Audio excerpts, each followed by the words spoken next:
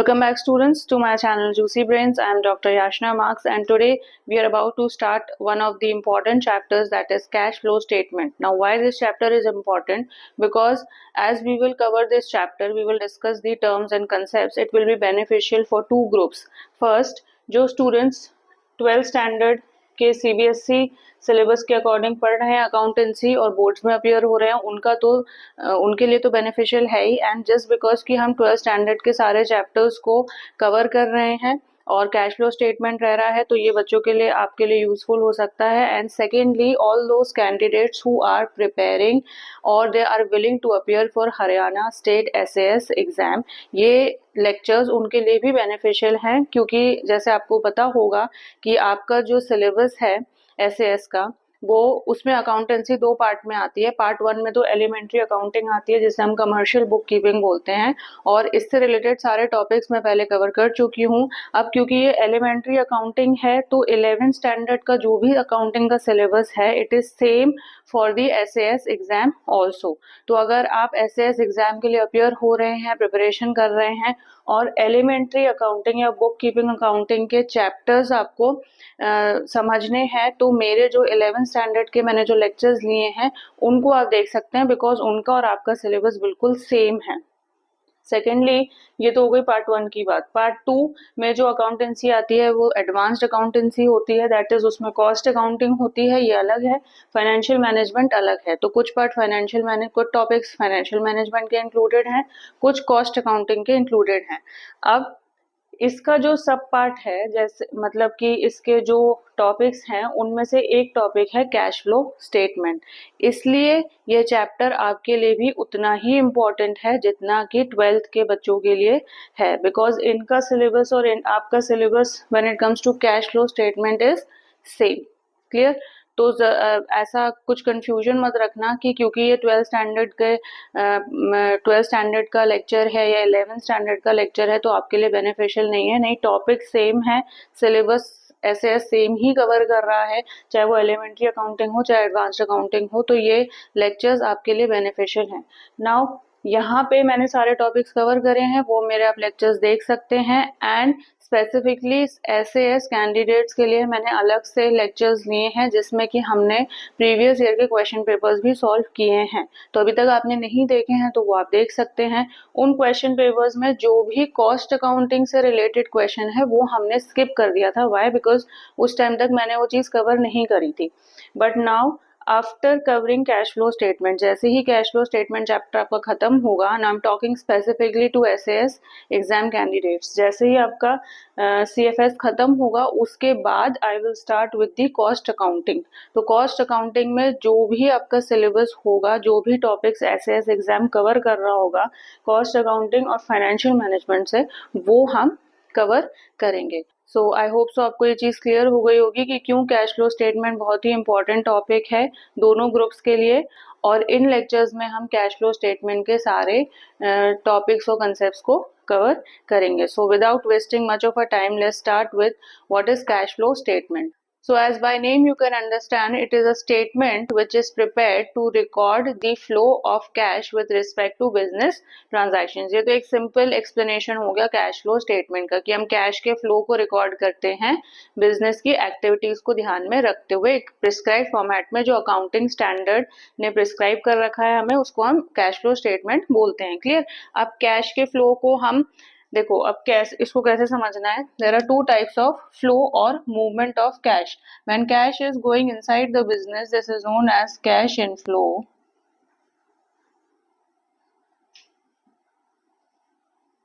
and when it is coming outside the business it is known as cash outflow. मतलब जब cash business के अंदर जा रहा है तो कैश इनफ्लो है। It is also known as movements of cash plus cash equivalents. अब कैश फ्लो स्टेटमेंट में कैश की बात होगी, कैश इक्विवेलेंस का डिस्कशन होगा। मैं आपको बताऊंगी कैश इक्विवेलेंस क्या होते हैं। क्लियर? तो स्पेसिफिकली अब आपको थोड़ा सा समझ में आया कि जब मूवमेंट कैश के मूवमेंट को हम रिकॉर्ड करते हैं रिलेटेड टू बिजनेस एक्टिविटीज, वो हम कैश फ्लो स्टेटमेंट में उसकी सारी अकाउंटिंग करते हैं। कैश की मूवमेंट दो तरीके की होती है, cash inflow and cash outflow. So cash inflow जब होता है, cash inflow increases the amount of cash and cash equivalents in the business, ठीक है। और कैश इनफ्लो कैश आउटफ्लो होता है इसका just opposite, means it decreases the amount of cash and cash equivalents, ठीक है ना। तो अभी आप यहाँ तक पता चल गया कि भाई कैश इंपॉर्टेंट है, कैश टर्म, कैश इक्विवेलेंट्स भी उतना ही इंपॉर्टेंट है। Now we will discuss this cash and cash equivalents. ये क्या टर्म्स हैं, इसको समझो, ये इंपॉर्टेंट है। तो कैश फ्लो स्टेटमेंट में कैश की बात होगी प्लस कैश इक्विवेलेंट्स की बात होगी। इक्विवेलेंट्स का मतलब तो समझ ही गए होगे, मोर और लाइक कैश जैसा इनका नेचर होता है। कैश नहीं होते but they act like they are cash, और they can be easily converted into cash. तो कैश की बात अगर हम कर रहे हैं तो this includes cash in hand and cash at bank. ये आपको समझ में आ गया होगा, बैलेंस शीट में बहुत बार ये टर्म्स पड़े होंगे। ये करंट एसेट्स होते हैं, cash in hand and cash at bank means the readily available cash in the business is cash in hand, cash at bank जो बैंक में आपके डिमांड डिपॉजिट्स हैं, क्लियर। तो that is cash at bank. Plus cash equivalents की बात करें तो इनका क्या नेचर होता है या कैसे इसको एक्सप्लेन कर सकते हो, दीज आर, अब देखो इसको ऐसे एक्सप्लेन कर सकते हैं कि दे आर शॉर्ट टर्म, इसके फीचर्स हैं ये शॉर्ट टर्म या नेचर, फीचर्स, कैरेक्टरिस्टिक्स जो भी बोलना है, शॉर्ट टर्म होते हैं, highly liquid investment, short term investments होते हैं, हाईली लिक्विड इन्वेस्टमेंट्स होते हैं जिनका maturity period less than 3 months होता है, ठीक है। ये तो इसके मेन कैरेक्टरिस्टिक्स हो गए। कोई आपसे पूछे कैश इक्विवेलेंट्स का क्या कैरेक्टरिस्टिक्स है, they are short term investments, they are highly liquid in nature, और इनका मैच्योरिटी पीरियड 3 मंथ से कम का होता है। That means they can be easily converted into cash. 3 महीने में अगर आपको कैश की जरूरत है तो इनका मैच्योरिटी पीरियड इतना कम है कि आप मार्केट में जाके इनको कैश में कन्वर्ट कर सकते हो, क्लियर। और अगर इनके लेवल्स में कोई भी फ्लक्चुएशन होता है या net increase net decrease cash equivalents में हो रहा है तो it does not pose a significant threat to the business, कोई सिग्निफिकेंट रिस्क नहीं होता बिजनेस के लिए, क्लियर। तो ये तो हो गए फीचर्स एंड नेचर। तो cash plus cash equivalence, cash में आ गया cash in hand, cash at bank. और अब देखो कैश इक्विवेलेंस की बात करें हम तो हो गया current investments, current investments plus इनको हम बोल सकते हैं शॉर्ट टर्म और मार्केटेबल सिक्योरिटीज,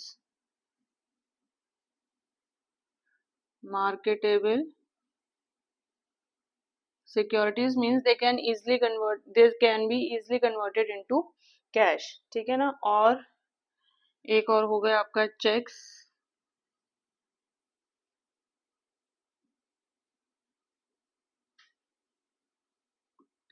इन बैंक। तो cash in hand, cash at bank, current investment, short term investments और मार्केटेबल सिक्योरिटीज और checks in the deposited in the banks, तो इसको हम बोलेंगे कैश इक्विवेलेंस, क्लियर। इसमें एक और चीज ऐड कर लेते हैं, चेक्स और डिमांड ड्राफ्ट्स। डिमांड ड्राफ्ट्स भी हैं, चेक्स हैं, और जो भी ये शॉर्ट टर्म सिक्योरिटीज हैं और करंट इन्वेस्टमेंट्स हैं, these are cash equivalents, clear. तो आपको ये दो टर्म्स क्लियर हो गए जो हम through out cash flow statement में अब डिस्कस करने जा रहे हैं। कैश भी वर्ड बार बार आएगा और कैश इक्विवेलेंट्स भी बार बार आएंगे, तो आई होप सो आपको ये चीज समझ आ गई हो, क्लियर।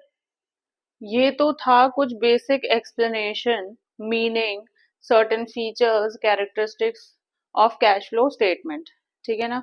अब हम आगे बढ़ते हैं और तीन इंपॉर्टेंट एक्टिविटीज को समझेंगे कि कैश फ्लो स्टेटमेंट में कौन सी एक्टिविटीज को हम कंसिडर करते हैं। अब क्योंकि कैश का जो मूवमेंट हो रहा है बिजनेस में, कैश इनफ्लो हो रहा है, कैश आउटफ्लो हो रहा है, ये इसलिए हो रहा होगा बिकॉज कुछ एक्टिविटीज हो रही होंगी बिजनेस में। सो व्हाट आर दो specific activities which is considered important for preparation of cash flow statement, इसको समझेंगे।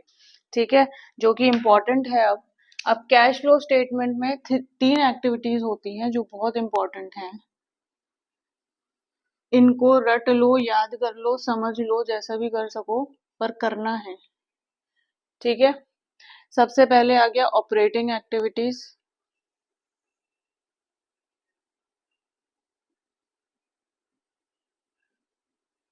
Then investing activities,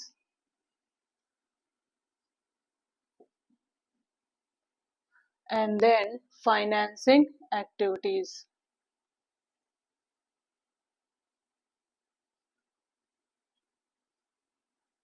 So these are three important activities which are very much important and essential for preparation of cash flow statement. ठीक है, तो इसका abbreviation याद कर सकते हो, OIF एक्टिविटीज, और इसको इसी सीक्वेंस में याद करोगे तो कभी नहीं भूलोगे। ठीक है, क्योंकि जो कैश फ्लो स्टेटमेंट का फॉर्मेट होता है वो इसी सीक्वेंस में चलता है। पहले हम कैश फ्लो ऑपरेटिंग एक्टिविटीज से निकालते हैं, देन कैश फ्लो या used in investing activities, then cash used in financing activities या cash flow from financing activities. ठीक है ना, तो इसको इसी फॉर्मेट, इसी तरीके से सीक्वेंस में याद करोगे, सो it will be very easy for you. तो OIF एक्टिविटीज होती हैं ऑपरेटिंग, इन्वेस्टिंग एंड फाइनेंसिंग। अब समझते हैं रिस्पेक्टिवली हर एक एक्टिविटी क्या होती है। So operating activities are main revenue generating activities of the business. कुछ ऐसे ट्रांजैक्शंस होते हैं बिजनेस में जिनसे कि बिजनेस की मेन रेवेन्यू या मेन इनकम जनरेट होती है। तो वो सारी एक्टिविटीज को हम क्लब करते हैं किसके अंडर, ऑपरेटिंग एक्टिविटीज के अंदर। अब ऑपरेटिंग एक्टिविटीज को कैसे याद करना है, अब देखो हर एक एक्टिविटी में बहुत सारे आइटम्स होते हैं, तो अगर ये टॉपिक बिल्कुल नया है आपके लिए तो I am sure you will be so much confuse कि इसको कैसे याद करें। ठीक है ना, इसको कैसे रटें या लॉजिक वाइज ऐसे कैसे करें कि ये याद रह जाए। सो ऑपरेटिंग एक्टिविटीज के आइटम्स जब भी याद करोगे तो हमेशा keep in mind profit and loss account. Profit and loss account को ध्यान में रखोगे तो ऑपरेटिंग एक्टिविटीज के आइटम्स में कभी गड़बड़ी नहीं होगी। क्यों? क्योंकि प्रॉफिट एंड लॉस अकाउंट सारे ऑपरेटिंग ट्रांजैक्शन से रिलेटेड जितने आइटम्स होते हैं उनको रिकॉर्ड करता है। ठीक है, डेबिट में सारे एक्सपेंसेस और लॉसेस आ जाते हैं, क्रेडिट में इनकम्स और गेन्स आ जाती हैं। ठीक है ना, तो वहां से निकलता है नेट प्रॉफिट और नेट लॉस। अब क्योंकि नेट प्रॉफिट, नेट लॉस या ऑपरेटिंग प्रॉफिट या operating loss profit and loss account से निकल रहा है, so obviously it makes it very much clear, common sense है कि पीएल अकाउंट में जितने भी आइटम्स आते हैं डेबिट और क्रेडिट वो सारे जाते हैं ऑपरेटिंग एक्टिविटीज में। ये क्लियर हो गई, बहुत आसान तरीके से मैंने आपको बताया। जस्ट बिकॉज कि ट्रेडिंग अकाउंट से ग्रॉस प्रॉफिट ग्रॉस लॉस निकलता है, पीएल अकाउंट से नेट प्रॉफिट नेट लॉस निकलता है, या उसको हम ऑपरेटिंग प्रॉफिट ऑपरेटिंग लॉस भी बोलते हैं। So that is why all the items appearing in PL account will be there mentioned in the profit and loss account. तो ऑपरेटिंग एक्टिविटीज के सारे आइटम्स यहाँ से याद कर सकते हो आराम से। ठीक है, अब देखो हर एक एक्टिविटी को जो आपकी बुक्स में कर रखा है वो ये है कि हर एक एक्टिविटी में ऑब्वियसली कैश इनफ्लो भी होगा, कैश आउटफ्लो भी होगा। Now understand in this way कि if you are talking about operating activities तो उन एक्टिविटीज से कुछ कैश फ्लो भी होगा, कुछ बिजनेस के बाहर जाएगा, कुछ बिजनेस के अंदर आएगा। So what is given in your books is like, उन्होंने इस चीज को बाइफरकेट कर रखा है in cash inflow and cash outflow में। अगर ऐसे याद कर सकते हो तो ऐसे याद कर लो, वेल एंड गुड। ठीक है, लेकिन यहाँ जो मैं आपको बताऊंगी हम पहले सारी एक्टिविटीज को एक बार डिस्कस कर लेते हैं, सारे आइटम्स को एक बार डिस्कस कर लेते हैं, ठीक है, और फिर उनको बाइफरकेट करेंगे कि किस एक्टिविटीज से कैश इनफ्लो हो रहा है, किससे कैश आउटफ्लो हो रहा है। ऐसे भी कर सकते हो, ऐसे याद हो सकता है तो वेल एंड गुड। सो अब ऑपरेटिंग एक्टिविटीज में हमारे कौन कौन से आइटम्स आ गए। जो keep in mind the profit and loss account. अगर हम डेबिट साइड की बात करते हैं तो आ जाता है payment of wages, salaries to employees, ठीक है। एक आ जाता है आपका कैश परचेजेस, कैश सेल्स, ठीक है। अब ये सारी कैश में है, कोई क्रेडिट परचेज नहीं है, कोई क्रेडिट सेल नहीं है, कैश परचेजेस, कैश सेल्स। ये ट्रेडिंग में भी जो हम आइटम्स को कंसिडर करते हैं उनको भी वी विल कंसिडर। तो means profit and loss account तो एक ही है, लेकिन हमने उसको ट्रेडिंग और पीएल अकाउंट में जैसे कि हम डिस्ट्रीब्यूट करते हैं, तो ट्रेडिंग वाले सेक्शन को स्किप मत करना। तो ट्रेडिंग अकाउंट में जो जो एक्टिविटी आइटम्स आ रहे हैं वो ऑपरेटिंग एक्टिविटीज में भी आएंगे। So cash purchases, cash sales, payment of wages, salaries to employees etcetera, then जितने भी ऑफिस एंड एडमिनिस्ट्रेशन एक्सपेंसेस हैं, ठीक है, then selling and distribution expenses हैं, ठीक है, देन और क्या बच रहा है।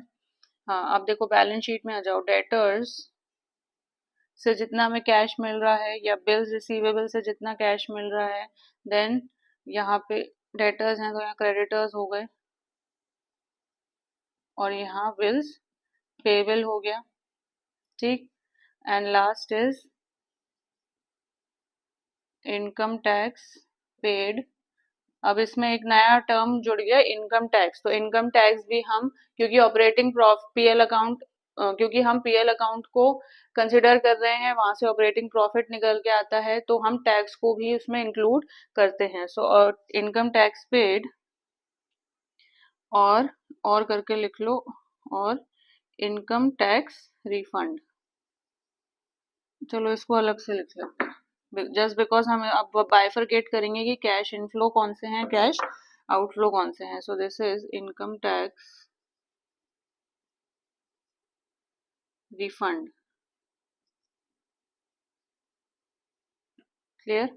ये सारे आइटम्स आ गए ऑपरेटिंग एक्टिविटीज में, ठीक है। अब आपकी बुक्स में इसमें फर्दर बाइफरकेशन दिया है cash inflow and cash outflow. हमने यहाँ सारे एक साथ क्लब करके लिख लिए, so that it is easy for us to now bifurcate. Now payment of wages, salaries. अच्छा, एक चीज और रह गई है, एक चीज और हो गई यहाँ पे, क्योंकि एक्सपेंसेस हम रिकॉर्ड कर रहे हैं, सो ऑब्वियसली इनकम्स भी रिकॉर्ड करेंगे। So this will be, income किस फॉर्म में आ रही है, जैसे फी रिसीव्ड, कमीशन रिसीव्ड, और रॉयल्टी रिसीव्ड। क्लियर। अब देखते हैं payment of wages, salaries to employees, obviously pay कर रहे हो, cash is going out through operating activities, तो ये हो गया आपका कैश आउटफ्लो। क्लियर।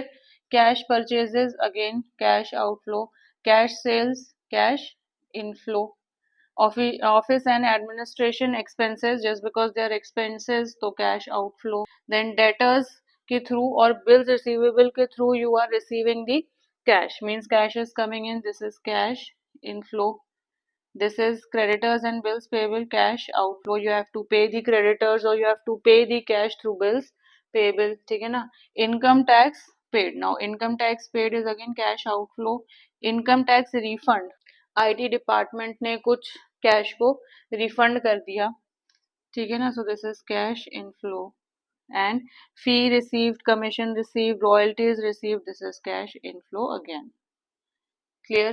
तो या तो ऐसे याद कर सकते हो, या जो बुक्स में आपको दिया है वो आपको अलग से समझ में आ रहा है, तो in that ways you can just keep in mind all the items. Clear? So I hope so operating activities क्या होती हैं और उनके अंडर के आइटम्स आते हैं, आपको ये क्लियर हो गया होगा। So these are the main revenue generating activities या ट्रांजैक्शंस ऑफ द बिजनेस। अब इतने सारे ट्रांजैक्शंस हैं, इतने सारे आइटम्स हैं, किससे कैश इनफ्लो हो रहा है, आउटफ्लो हो रहा है, ये पता होना चाहिए, क्योंकि ऐसे जो आपके एमसीक्यूज हैं, शॉर्ट क्वेश्चंस हैं, उसमें ऐसे क्वेश्चंस सीबीएसई ने पूछे हैं। Clear? And if you are preparing for SAS exam तो आपको ये चीज बिल्कुल क्लियर होनी चाहिए, क्योंकि वहां आपके इतने इजी सवाल नहीं पूछेंगे, वहां सीधे कैश फ्लो का एक सवाल दे देंगे, तो उसमें पता होना चाहिए किससे आउटफ्लो हो रहा है, किससे इनफ्लो हो रहा है। क्लियर?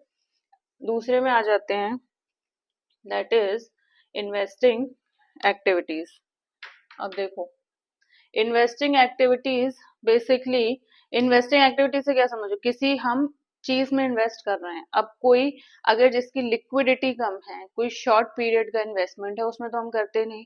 तो ऑब्वियसली जब बिजनेस लॉन्ग टर्म एसेट्स में या फिक्स्ड एसेट्स में या नॉन करंट इन्वेस्टमेंट्स में, नॉन करंट एसेट्स में इन्वेस्ट कर रही है अपना पैसा, just to receive double the amount उनके मैच्योरिटी पीरियड पे, तो ऑब्वियसली ये एक्टिविटीज को कहीं ना कहीं ये क्लब होंगी इन्वेस्टिंग एक्टिविटीज में, तो इन एक्टिविटीज को हम बोल देते हैं इन्वेस्टिंग एक्टिविटीज। नाउ बिजनेस के पॉइंट ऑफ व्यू में investing activities are those activities which deals with the purchase and sale of long term और फिक्स्ड एसेट्स और नॉन करंट एसेट्स और नॉन करंट इन्वेस्टमेंट्स। एसेट्स भी हो सकते हैं, investments भी हो सकते हैं। क्लियर? तो जहां पे वर्ड देखो परचेज, अब लॉन्ग टर्म फिक्स्ड एसेट्स कौन से हो गए, लैंड, बिल्डिंग, प्लांट, मशीनरी। आपको दिया है क्वेश्चन में लॉन्ग टर्म इन्वेस्टमेंट या नॉन करंट इन्वेस्टमेंट, तो ऑब्वियसली अगर परचेज कर रहे हो उसमें लिखा होगा purchase of non current investment, so obviously वो आ गई इन्वेस्टिंग एक्टिविटीज में। ठीक है ना? तो जहां भी वर्ड देखो कि purchase and sale of fixed assets दिया है, दैट मीन्स वो ऑटोमेटिकली इन्वेस्टिंग एक्टिविटीज में आ गई। So when you acquire the long term assets or fixed assets and when you dispose of these long term assets, those items or transactions will come under investing activities. Clear? यहाँ पे था operating activities में they are main revenue generating activities of the business, यहाँ पे है purchase and sale of the fixed और non current fixed assets और non current investments. ठीक है? अब वन बाय वन अगर हम इसे डिस्कस करें तो पहला आइटम हो गया परचेज ऑफ, अब ये हो गया लैंड, यहाँ पे आ गई बिल्डिंग। क्लियर? यहाँ पे आ गया मशीनरी और plant, whatever it is. ठीक? नेक्स्ट हो गया sale of, again these things, machine, land, plant, machinery and building, same वही एसेट्स हो गए पर हम उन्हें सेल कर रहे हैं। Now next is purchase of non current, ये भी लॉन्ग टर्म हो गए, लॉन्ग टर्म बोल लो, फिक्स्ड बोल लो, नॉन करेंट बोल लो, एक ही बात है, नॉन करेंट इन्वेस्टमेंट्स। ठीक है? Sale of non current investments. Then अब कोई इनकम मिल रही है, रेवेन्यू मिल रही है थ्रू इन्वेस्टिंग एक्टिविटीज, तो वो कौन सी हो जाती हैं, जैसे कोई इंटरेस्ट मिल रहा हो, इंटरेस्ट रिसीव्ड। अब ये रिसीव्ड वर्ड का ध्यान रखना, और क्या रिसीव हो रहा है, इंटरेस्ट। अब यहाँ हमने क्या किया है, बिजनेस ने कोई इन्वेस्टमेंट कर रखी है, नॉन करेंट इन्वेस्टमेंट, उस पे हमें इंटरेस्ट मिल रहा है। ठीक है? तो such kind of interest will come under investing activities. अब डिविडेंड्स मिल रहा है, तो डिविडेंड्स रिसीव हो रहे हैं, तो वो इन्वेस्टिंग एक्टिविटीज के अंदर चले गए। Now rent is being received on property, business की कोई प्रॉपर्टी है और वो उसने रेंट पे रखी है, तो ऐसी प्रॉपर्टी से कोई रेंट जनरेट हो रहा है, रेंट उन्हें मिल रहा है, तो ये बिजनेस के लिए इनकम है और this will come under investing activities. Business ने खरीदी ही वो प्रॉपर्टी इसलिए कि हम उसे रेंट पे दें और उससे हमें income generate ho through rent on that property. So if you are receiving rent, if you are receiving dividends, if you are receiving interest, it will be under investing activities. अब इसको देख लेते हैं हम किससे कैश इनफ्लो और किससे cash outflow हो रहा है. Obviously when you are purchasing land, machinery और building, this is cash outflow. Sell कर रहे हो, cash is coming in, this is cash inflow. Purchase कर रहे हो non current assets, sorry non current investments, तो इन्वेस्टमेंट्स को परचेज कर रहे हो तो cash is going out. Sale of non current investments, non current investments को आप सेल ऑफ कर रहे हो, again cash is coming in. Clear. Now interest received, cash is coming in. Dividends received, again cash inflow. And rent received, cash inflow. ठीक है. तो आपने notice किया होगा कि जो आइटम्स इन्वेस्टिंग एक्टिविटीज के अंदर आ रहे हैं वो कम है, तो इसको आप आसानी से याद कर सकते हो. You should keep in mind. यहाँ पे थोड़ी कंफ्यूजन हो सकती है कि इंटरेस्ट किसका, भाई लोन्स पे इंटरेस्ट रिसीव कर रहे हो तो वो इन्वेस्टिंग एक्टिविटी नहीं है. अगर किसी को लोन दिया उस पर इंटरेस्ट रिसीव कर रहे हो तो वो फाइनेंसिंग एक्टिविटी है. यहाँ पे थोड़ी बाइफर्केशन करना जरूरी है. Clear. This I will tell you under financing activities. Dividends receive कर रहे हो तो शेयर्स पे अगर डिविडेंड्स रिसीव कर रहे हो, ठीक है, तो इंटरेस्ट पे तो लोन कंसिडर नहीं करेंगे, बट डिविडेंड्स हम जरूर रिसीव कंसिडर करेंगे. Clear. And then rent received on property. So you have to be very careful regarding these three incomes, interest, dividend and rent, क्योंकि ये मोर और लेस फाइनेंसिंग एक्टिविटीज से मिलते जुलती आइटम्स हैं. तो यहाँ पे अगर हम इन चीज का पेमेंट कर रहे हैं तो वो आ गई फाइनेंसिंग एक्टिविटीज में. But when we are receiving these things, interest, dividend and rent, so this will come under investing activities. तो यहाँ पे आइटम्स कम हैं, याद रख सकते हो. यहाँ पे थोड़े ज्यादा हैं, लेकिन कैसे याद करने हैं वो मैंने आपको बता दिया है. Now come under last, that is financing activities, जो बहुत इंपॉर्टेंट है और इसमें थोड़े ज्यादा आइटम्स हैं, और इसको हमें कैसे हम इनको याद कर सकते हैं, आई विल टेल यू. तो अभी तक हमें समझ में आया ऑपरेटिंग क्या चीज है, ऑपरेटिंग एक्टिविटीज क्या है, इन्वेस्टिंग एक्टिविटीज क्या है. अब हम देखते हैं फाइनेंसिंग एक्टिविटीज. सो फाइनेंसिंग एक्टिविटीज वो एक्टिविटीज हैं जिनसे कंपनी का ओवरऑल कैपिटल और कंपनी की बोरोइंग, यानी कि शॉर्ट टर्म बोरोइंग हो सकती है, लॉन्ग टर्म बोरोइंग हो सकती है. तो when companies capital and overall borrowings are affected, ठीक है, by these activities, such items come under financing activities. तो जो आइटम कंपनी के कैपिटल को और बोरोइंग्स को, चाहे वो शॉर्ट टर्म हो चाहे वो लॉन्ग टर्म हो, अगर इसको इफेक्ट कर रहे हैं तो वो आ जाते हैं फाइनेंसिंग एक्टिविटीज में. तो by name you must understand कि इनके जो मेजर जो कीवर्ड्स हैं वो क्या हैं. ठीक है. ऑपरेटिंग एक्टिविटी का मेजर कीवर्ड है मेन रेवेन्यू जनरेटिंग आइटम्स या एक्टिविटीज या ट्रांजैक्शंस. इन्वेस्टिंग की क्या है, purchase and sale of non current investments and assets. ठीक है. फाइनेंसिंग की, फाइनेंसिंग एक्टिविटीज, जहां वर्ड फाइनेंसिंग आ गया वहां एकदम से क्लिक होना चाहिए कि कैपिटल, या तो कैपिटल अफेक्ट हो रहा है या कंपनी की बोरोइंग्स अफेक्ट हो रही है. क्लियर. तो फाइनेंसिंग एक्टिविटीज में कैपिटल और बोरोइंग से रिलेटेड अब हम बात करेंगे. सो ऑब्वियसली अब यहाँ पे ध्यान करो बैलेंस शीट को. सो यहाँ पे हम पीएल अकाउंट को ध्यान में रखते हैं. यहाँ पे बेसिकली हमें बैलेंस शीट को, यहाँ पे भी बैलेंस शीट को ही ध्यान में रखना है. But majority of like 80% of the items of balance sheet will be coming under financing activities. Clear. Now let's discuss financing activities one by one. अब यहाँ पे भी कैश इनफ्लो और कैश आउटफ्लो वाली एक्टिविटीज हैं. तो अब यहाँ पे हम शेयर्स की भी बात करेंगे, डिबेंचर्स की भी बात करेंगे, देन लोन्स की भी बात करेंगे. क्लियर. तो यहाँ पे आ गया इशू ऑफ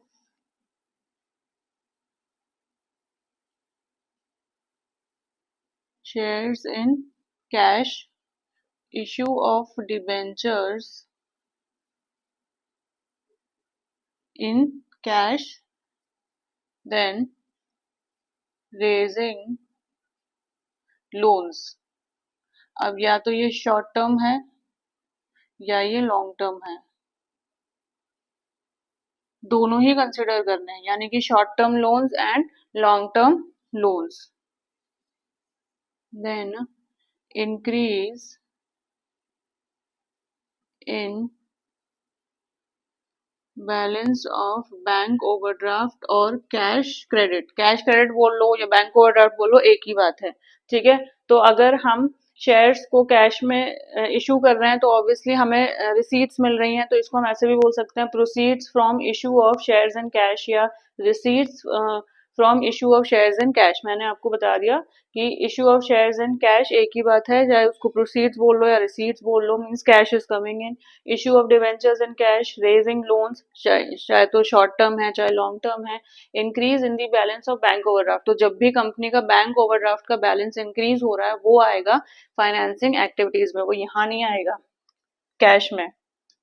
मीन्स जो हमने कैश और कैश इक्विवेलेंट्स डिस्कस किए थे वहां पे आएंगे चेक्स और डिमांड ड्राफ्ट, वहां पे बैंक ओवरड्राफ्ट नहीं आएगा, क्योंकि बैंक ओवरड्राफ्ट अब फाइनेंसिंग एक्टिविटी होगी, क्योंकि बोरोइंग से रिलेटेड है, भाई बैंक से पैसा बोरो कर रहे हैं। अब क्लियर हो गया कि क्यों हम कैश इक्विवेलेंट्स में बैंक ओवरड्राफ्ट को कंसिडर नहीं करते, बिकॉज हम यहाँ बात कर रहे हैं कैपिटल की कंपनी की और कंपनी की बोरोइंग्स की, तो बैंक ओवरड्राफ्ट भी is a borrowing for the company. तो जैसे ही बैलेंस इंक्रीज होगा बैंक ओवरड्राफ्ट का, वो increase in balance of BO और CC you will show under financing activities. Clear?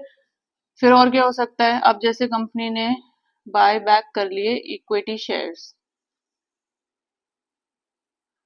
Bye back of equity shares, भाई शेयर्स को इशू किया था, वापसी फिर ले लिया। देन रिडेम्पशन ऑफ डिवेंचर्स और प्रेफरेंस शेयर्स। अभी तक आपको क्लियर हो जाना चाहिए कि there are two types of shares, equity shares, preference shares. और बोरोइंग्स कंपनी या तो लोन के थ्रू करती है या डिबेंचर्स के थ्रू करती है। Clear? Specifically I am talking to the SAS candidates जो एसएएस एग्जाम के लिए प्रिपेयर कर रहे हैं, मैं उनसे ये बात बोल रही हूँ कि by now it should be very clear in your minds. ठीक है ना? तो रिडेम्पशन ऑफ डिबेंचर्स और प्रेफरेंस शेयर्स को रिडीम कर रहे हैं या डिबेंचर्स को रिडीम कर रहे हैं। देन अब यहाँ पे इंक्रीज था तो डिक्रीज भी होगा, decrease in balance of bank overdraft और कैश क्रेडिट। ठीक है ना? क्योंकि अगर इंक्रीज को कंसिडर कर रहे हैं तो डिक्रीज को भी कंसिडर करेंगे। देन लॉन्ग टर्म लोन्स ले रखे हैं, शॉर्ट टर्म लोन्स ले रखे हैं, तो रीपेमेंट ऑफ लोन्स, अगेन वो शॉर्ट टर्म या लॉन्ग टर्म जो भी हो, अगर लोन्स ले रखे हैं तो उस पे इंटरेस्ट भी कंपनी दे रही होगी, तो इंटरेस्ट ऑन लोन्स। ठीक है? क्योंकि बैंक ओवरड्राफ्ट की बात आ गई, तो बैंक ओवरड्राफ्ट एक सर्विस होती है जो कि बैंक प्रोवाइड करती है अपने कस्टमर्स को, तो ऑब्वियसली अगर वो आपको एक्स्ट्रा मनी पे कर रही है जितना आपके अकाउंट में नहीं है, above that they are providing the money, so obviously they will charge interest for it. So if your company is paying interest on bank overdraft और कैश क्रेडिट। क्लियर? देन अगर इंटरिम डिविडेंड कंपनी ने declare करा है, तो interim dividend और proposed dividend for previous year, ये word important है, इसको ध्यान में रखना। I will tell you what it is. Interim dividend word देख रहे हो, प्रपोज डिविडेंड वर्ड देख रहे हो फॉर द प्रीवियस ईयर, तो अपने आप ऑटोमेटिकली समझ जाओ, याद कर लो कि फाइनेंसिंग एक्टिविटीज में ही जाएगा। क्लियर? देन एक चीज और है, दैट इज प्रिलिमिनरी एक्सपेंसेस। जैसे कि प्रिलिमिनरी एक्सपेंसेस पे कर रहे हैं, प्रिलिमिनरी एक्सपेंसेस पेड लिख दो। प्रिलिमिनरी एक्सपेंसेस कौन से हो गए? Basically on the issue of shares, जब शेयर्स को इशू करते हैं तो कुछ एक्सपेंसेस कंपनी इनकर करती है, उसको हम बोलते हैं प्रिलिमिनरी शेयर्स, कुछ भी हो सकते हैं। ठीक है ना? तो the expense which is incurred by the company when they are issuing shares come under preliminary expenses. Preliminary means initial expenses जो कि कंपनी इनकर कर रही है। interim dividends, interest on bank overdraft, interest on loan, repayments of loan, decrease in, I think so, apart from this और तो कोई activity नहीं है। So these are all the items which will come under financing activities. अब इनसे cash outflow हो रहा है, कैश इनफ्लो हो रहा है, ये और समझ लेते हैं हम। जैसे अब मानो शेयर्स को इशू करा कंपनी ने कैश में, so obviously you are receiving the cash, proceeds are coming, या तो प्रोसीड वर्ड लिखा होगा या रिसीट वर्ड लिखा होगा, that means cash is coming in, it is flowing inside the business, so this is cash inflow. Issue of debentures in cash, again cash inflow. भाई debentures को issue कर रहे हो यानी कि काइंड ऑफ अ बोरोइंग है company की, जो कि आप या तो बैंक से ले रहे हो या पब्लिक को डिवेंचर्स इशू कर रहे हो या किसी और फाइनेंशियल इंस्टीट्यूशन को डिवेंचर्स इशू कर रहे हो, that means you are borrowing money in the form of debentures, you have to pay interest, तो कंपनी को इंटरेस्ट उस पर पे करना होता है। बट अगर डिवेंचर्स कैश में इशू हो रहे हैं, so obviously cash is coming in, so this will be cash inflow. अब लोन्स को रेज कर रहे हो short term long term, again this will be cash inflow. Increase in the balance of cash और CC, this is cash inflow. मैंने आपको बता दिया कि बैंक ओवरड्राफ्ट क्या है और कैसे कैश इनफ्लो होता है, ठीक है ना। तो बैंक ओवरड्राफ्ट को ध्यान रखना, just because bank word mention है डजंट मीन कि वो ऑपरेटिंग एक्टिविटीज में आएगा, क्यों नहीं आएगा वो भी मैंने आपको बता दिया। So it will come under financing activities. Then buyback of equity shares, अब इक्विटी शेयर्स को कंपनी बायबैक कर रही है, पहले इशू कर दिए अब वापसी खरीद रही है, सो ऑब्वियसली खरीद रही है तो they have to pay you the cash, share holders को कैश पे करना है, so this is cash outflow. Redemption of debentures और preference shares, again cash outflow. Debentures issue कर दिए थे, अब रिडीम कर रही है, जब रिडीम कर रही है तो कैश आपको देना है, कैश शेयर होल्डर्स को देना है कंपनी को, clear. Decrease in the balance of bank overdraft और CC, this is cash outflow. Just because increase cash inflow था तो डिक्रीज कैश आउटफ्लो होगा, ऐसे भी याद कर सकते हो, जैसे ऑपोजिट टर्म्स हैं। पे लोन्स की रीपेमेंट कर रहे हो, कैश आउटफ्लो हो रहा है, रीपे करना है लोन, ये लॉन्ग टर्म लोन्स हो सकते हैं, शॉर्ट टर्म हो सकते हैं, क्लियर। अब इन लोन्स पे इंटरेस्ट पे कर रहे हो, अगेन कैश आउटफ्लो हो गया, इंटरेस्ट जा रहा है लोन्स पे, ठीक है। Then interest on bank overdraft और सीसी, अगेन कैश आउटफ्लो हो गया।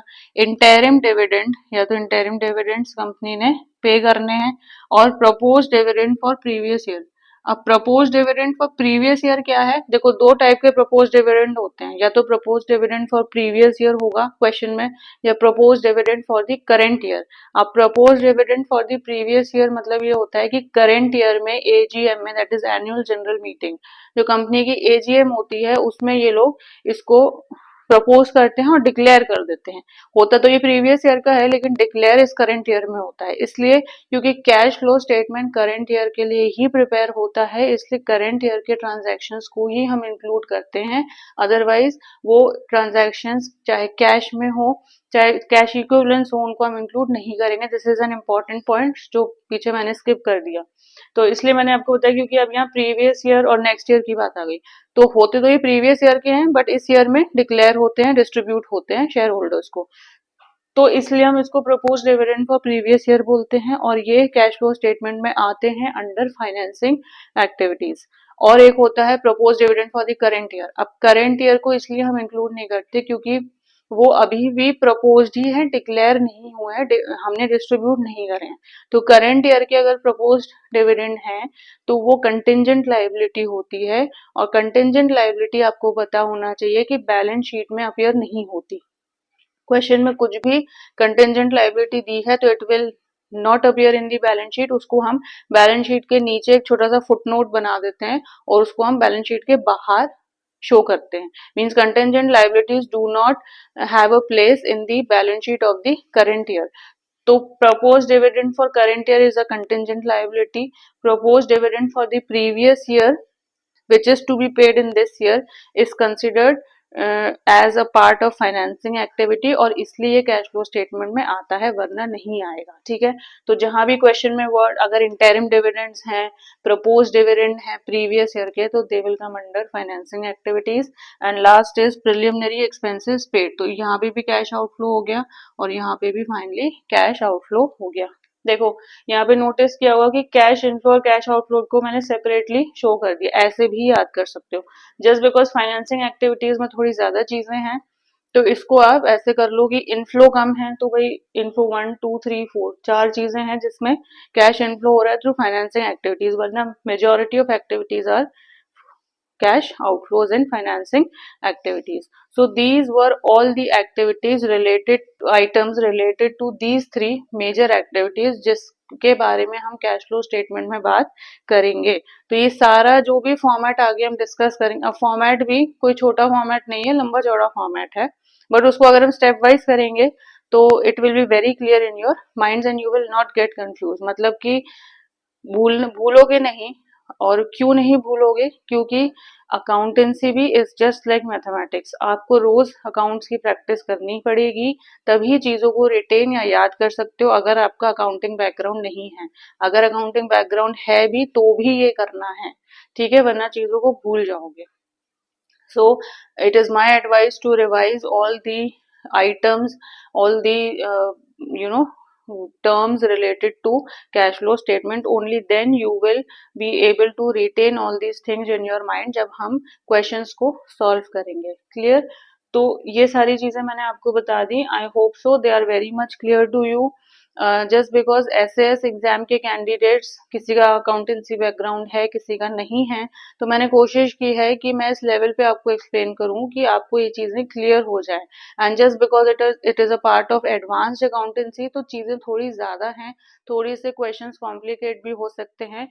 बट आपके एग्जाम में जैसे प्रीवियस ईयर के क्वेश्चन पेपर्स आए हैं, तो उन्होंने बहुत ज्यादा कॉम्प्लिकेटेड सवाल नहीं दिए हैं. आपको कंसेप्ट बहुत अच्छे से पता होना चाहिए, और वो तभी होंगे when you will revise accountancy every day.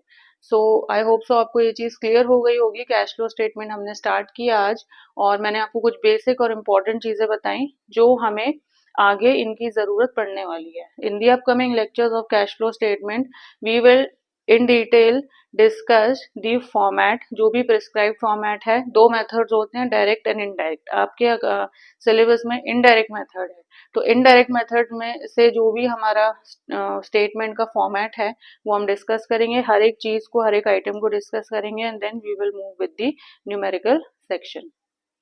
C you in the next lecture. So students, अगर आपको मेरा ये लेक्चर अच्छा लगा हो तो प्लीज़ इसे लाइक करें, इसे शेयर करें, and do subscribe to my channel. See you in the next lecture.